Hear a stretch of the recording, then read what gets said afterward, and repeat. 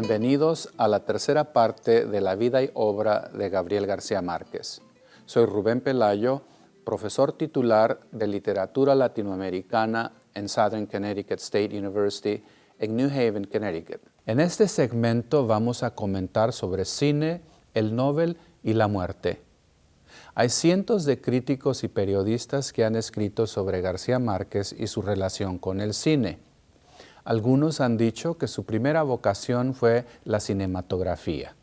Sabemos que sus inicios en el séptimo arte inician como periodista escribiendo reseñas de cine para el periódico El Espectador.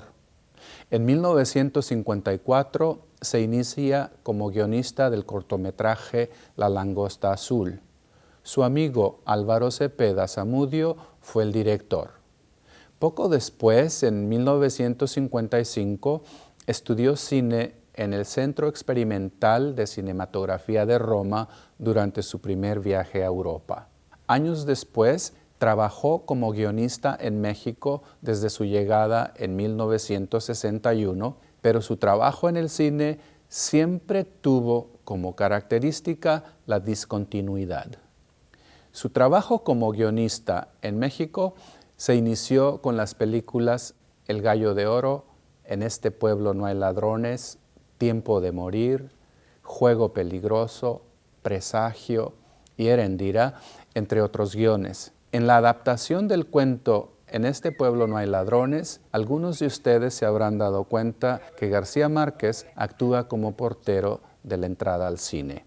En 1986 fue fundador y profesor de la Escuela Internacional de Cine y Televisión de San Antonio de los Baños, en Cuba.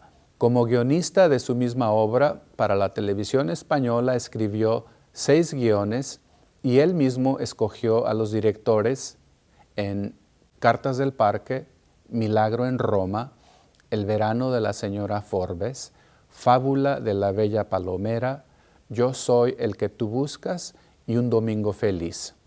Su hijo Rodrigo García es el director de fotografía de la película El verano de la señora Forbes.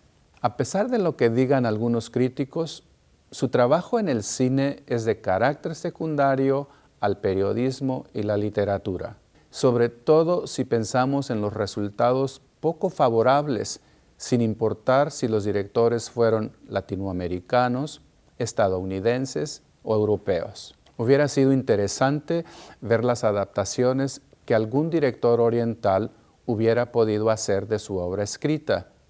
Por ejemplo, Kurosawa, a quien García Márquez admiraba como director de cine. Valga decir que en las películas más comentadas y más vistas sobre su obra no tuvo participación directa. Pensemos en Crónica de una muerte anunciada, dirigida por el italiano Francesco Rosi en 1987. La película se basa en la novela, pero él no escribió la adaptación. Otra de las películas más comentadas y estudiadas por la crítica es El coronel no tiene quien le escriba, dirigida en 1999 por el director mexicano Arturo Ripstein, con guión de Paz Alicia García Diego. La película fue nominada para obtener el premio Palma de Oro que otorga el Festival Francés de Cannes, aunque no ganó. Tampoco ganó la nominación para el premio Goya en España. Al año siguiente, Ripstein ganó el premio como mejor director con la misma película en el Festival de Cine Sundance de los Estados Unidos. Lo mismo podemos decir de las películas El amor en los tiempos del cólera, de 2007, y Memorias de mis putas tristes, de 2010. Ninguna de las películas obtuvo buenos resultados. El guión de El amor en los tiempos del cólera, en el cual no tuvo nada que ver, era nada menos que de Ron Harwood, quien ya había ganado el Oscar en 2003 por su adaptación de la película El pianista, dirigida por Roman Polanski. El elenco millonario de El amor en los tiempos del cólera incluye a Javier Bardem como Florentino Ariza, Benjamin Bratt como el doctor Juvenal Urbino y Giovanna Mezzogiorno como Fermina Daza. El público y la crítica, sin embargo, reaccionaron de manera tibia con la película, que había tenido un presupuesto de $45 millones y tuvo como director a Mike Newell. Algunos nos hemos preguntado, ¿por qué su cine, el que él mismo hizo como guionista o el que han adaptado otros guionistas, no ha tenido el mismo éxito que su obra escrita? Por un lado, no es lo mismo leer un libro que ver una película. No es lo mismo escribir metáforas verbales que construir metáforas visuales. Las técnicas de cómo leer el cine no son necesariamente las mismas que usamos para leer un libro. Las películas basadas en sus historias, hasta la fecha, no están completamente logradas, como lo dice Antonio Skármeta. La grandeza de García Márquez está en su literatura.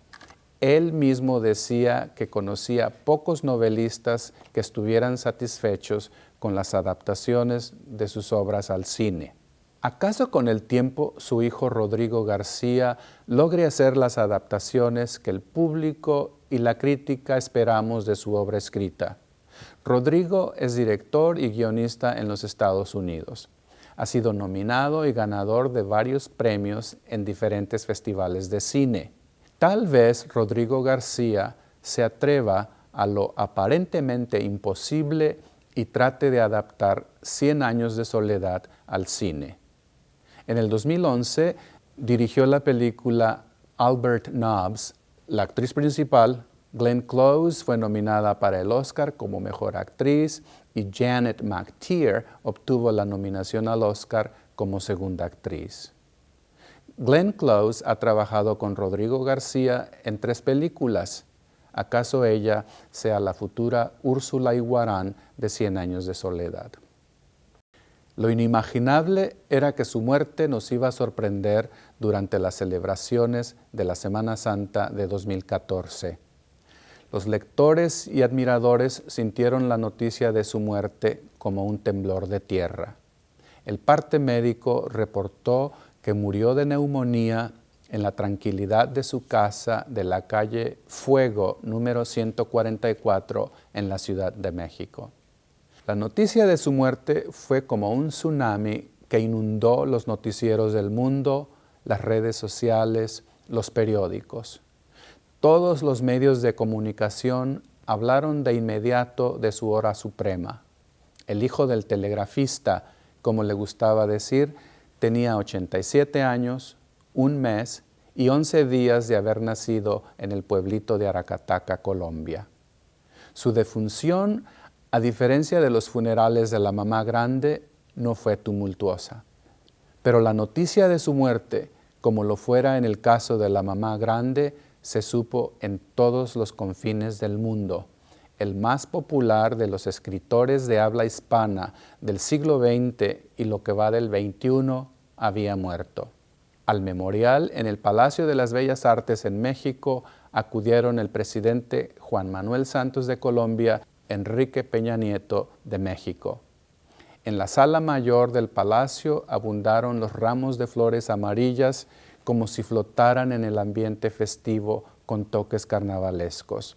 Sobre la urna, con sus cenizas, había solo una rosa amarilla en los pétalos abiertos. De entre las coronas de flores sobresalía una que decía en el lienzo, cito, de Fidel Castro Ruz al amigo entrañable. Fin de cita. García Márquez supo cuánto había calado su obra. Supo que había millones alrededor del mundo que lo leían. Su vida, en un principio común, terminó siendo una vida excepcional. Sociabilizaba con jefes de Estado, con los reyes de España en su cumpleaños 80, con el Papa Juan Pablo II, con ministros, con figuras de talla internacional en la música y el cine, sin dejar jamás de tener el tacto suficiente para tratar con el hombre común que buscaba su autógrafo.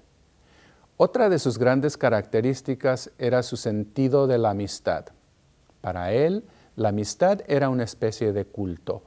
Decía que no hay nada peor en el mundo que un mal amigo. Si bien mucho de lo que sabemos sobre la vida de García Márquez es un mito moderno, parte del consciente colectivo, a diferencia de su amigo Pablo Neruda, él no tuvo que cambiarse el nombre. Neruda se llamaba Neftalí Ricardo Reyes Basualto. La mención de Neruda no es casual ni arbitraria. La intención de la comparación de dos titanes de la literatura mundial es para mencionar un hecho insólito. Cuando Jacobo Zabludowski se dirigía a Estocolmo en 1971 para la cobertura de la ceremonia de premiación del Nobel, conferido a Pablo Neruda en ese año, el periodista mexicano le vaticinó que el próximo ganador sería él. Con su camaradería distintiva, García Márquez le afirmó que si su augurio resultase cierto, él tendría que acompañarlo a recibirlo. 11 años después, en 1982, el rey Carlos Gustavo de Suecia le entregó el Premio Nobel de Literatura al célebre colombiano. Zabludowski viajó ese año con García Márquez a recibir el Nobel. Y dado que el ganador del premio tiene la opción de ordenar una copia de la medalla, García Márquez le regaló la reproducción a Zabludowski. Muestra innegable de su alto sentido de la amistad. Para terminar, creo que podemos preguntarnos, ¿qué es lo que tiene el mes de abril que varios de los grandes nombres de la literatura mundial han muerto en ese mes? Cervantes murió el 22 de abril de 1616. El día después, del mismo año, murió Shakespeare. Mark Twain murió el 21 de abril de 1910 y Octavio Paz murió el 19 de abril de 1998. Sor Juana Inés de la Cruz murió en 1695, exactamente el mismo día del mismo mes en que murió García Márquez. Gabriel García Márquez murió en Jueves Santo, el 17 de abril de 2014, 3 minutos después del mediodía, entró a la eternidad.